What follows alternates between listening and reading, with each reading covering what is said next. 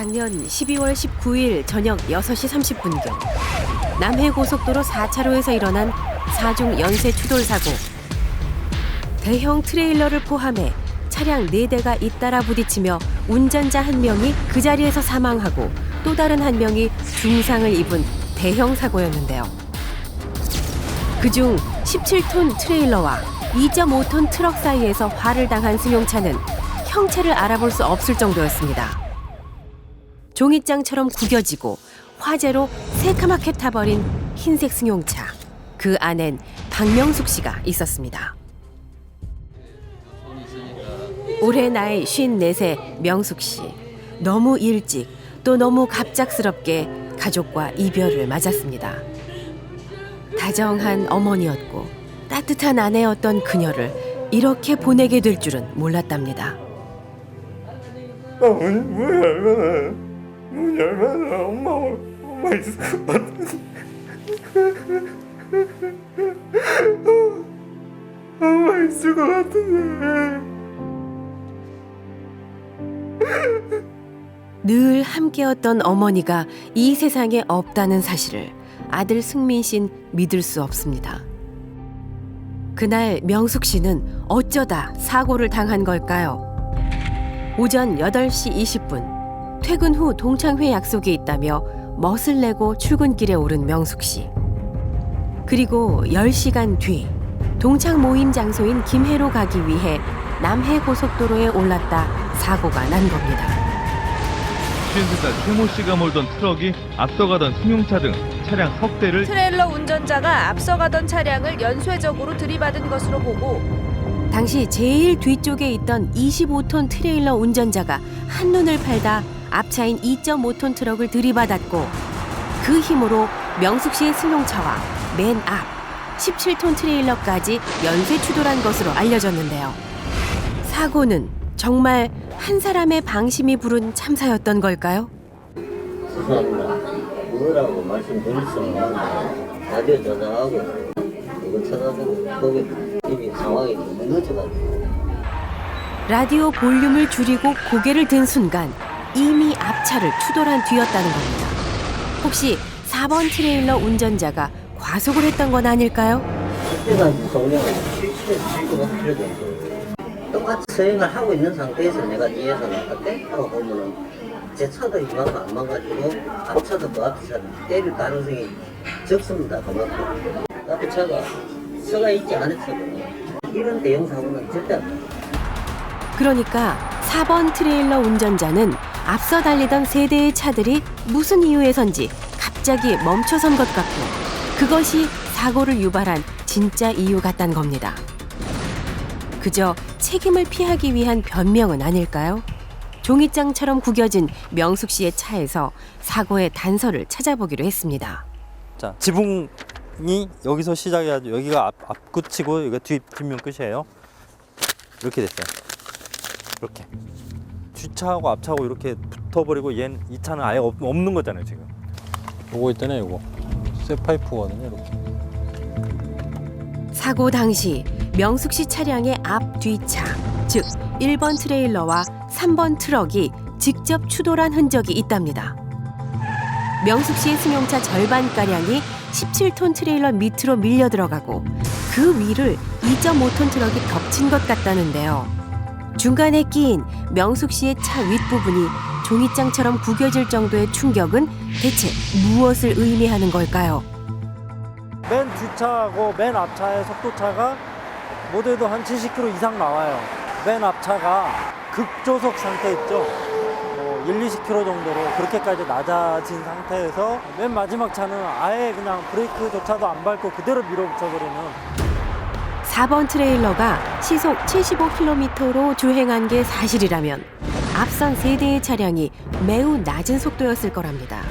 대체 1번 차량은 왜 멈춰서려 했던 걸까요? 여보세요?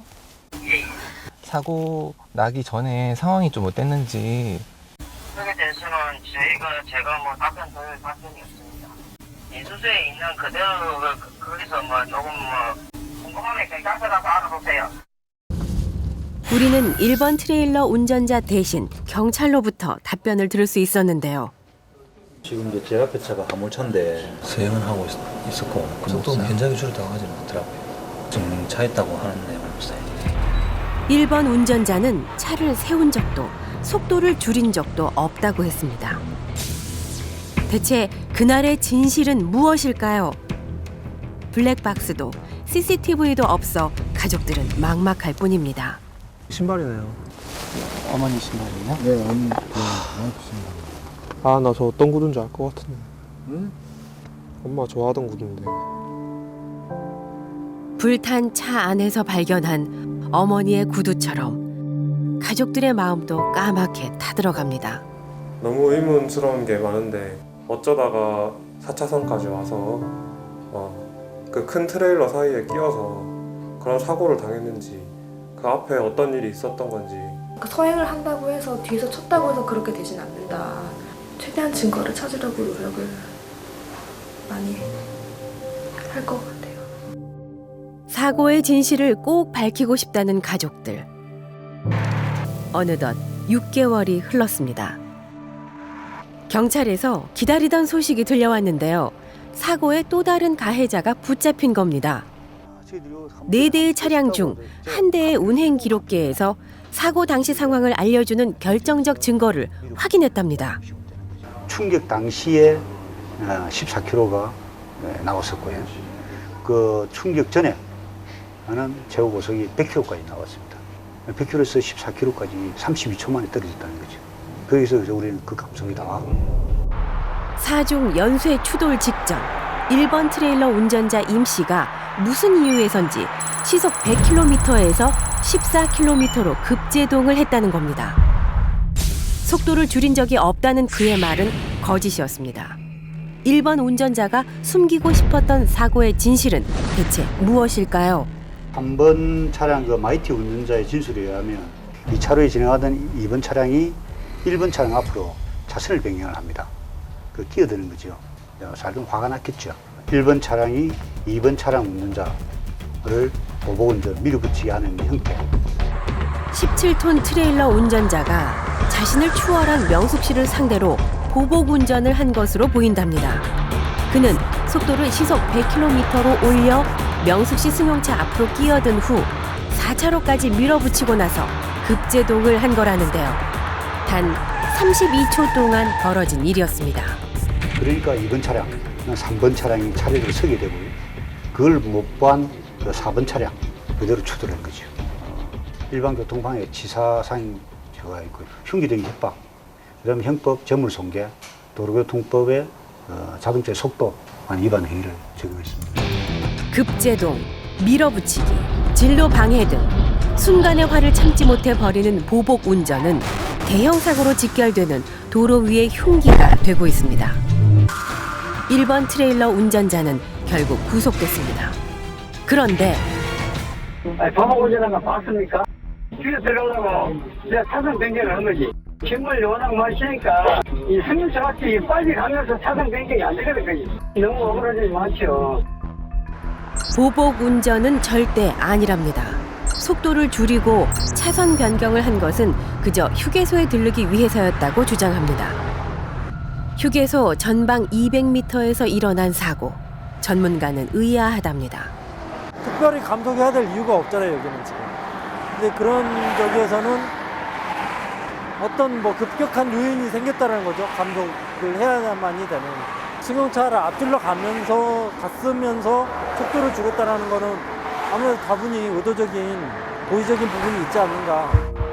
임 씨가 몰았던 차량의 운행 기록계도, 목격자의 진술도 그날 사고의 진짜 이유가 보복 운전이었다는 걸 증명하고 있습니다.